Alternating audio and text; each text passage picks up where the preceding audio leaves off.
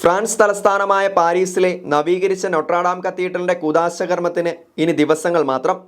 ഈ അവസരത്തിൽ ചടങ്ങിൽ നിയുക്ത അമേരിക്കൻ പ്രസിഡന്റ് ഡൊണാൾഡ് ട്രംപ് പങ്കെടുക്കുമെന്ന് സ്ഥിരീകരണം. ഫ്രാൻസ് പ്രസിഡന്റ് ഇമ്മാനുവൽ മക്രോണിന്റെ ക്ഷണം സ്വീകരിക്കുന്നതായി ട്രംപ് വ്യക്തമാക്കി. പ്രസിഡന്റായി തിരഞ്ഞെടുക്കപ്പെട്ടതിന് ശേഷമുള്ള ട്രംപിന്റെ ആദ്യത്തെ വിദേശയാത്രയായിരിക്കും ഇത്. ക്രൈസ്തവ വിശ്വാസപരമായ കാര്യങ്ങളിൽ ട്രംപ് വലിയ പ്രാധാന്യം കൊടുക്കാറുണ്ട്. ഇതിന്റെ പ്രകടമായ ഉദാഹരണമായാണ് ട്രംപിന്റെ ഈ തീരുമാനത്തെ പൊതുവെ നോക്കിക്കാണുന്നത്. ഫ്രഞ്ച് പ്രസിഡന്റ് ഇമ്മാനുവൽ മക്രോണിനെ ട്രംപ് അഭിനന്ദിച്ചു.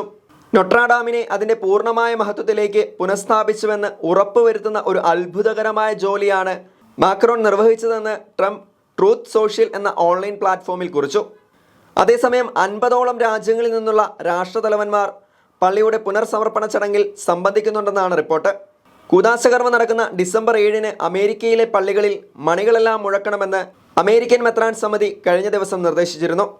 ഇതിനിടെ നൊട്രാഡാം ദേവാലയം സ്ഥിതി ചെയ്യുന്ന മേഖലയിൽ ഗതാഗത നിയന്ത്രണം ശക്തമാക്കിയിട്ടുണ്ട്. പ്രത്യേക ക്ഷണിതാക്കൾക്കും സ്ഥിരം താമസക്കാർക്കും മാത്രമേ പള്ളി സ്ഥിതി ചെയ്യുന്ന സെയിൻ നദിയിലെ ദ്വീപിലേക്ക് പ്രവേശനാനുമതിയുള്ളൂ.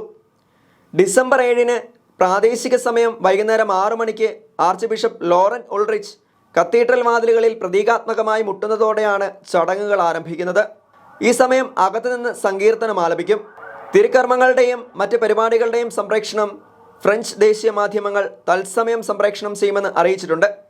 ദേവാലയത്തിലെ ആദ്യ വിശുദ്ധ കുർബാന അർപ്പണം ഡിസംബർ 8-ാം തീയതി പ്രാദേശിക സമയം രാവിലെ 10:30-നാണ് നടക്കുക.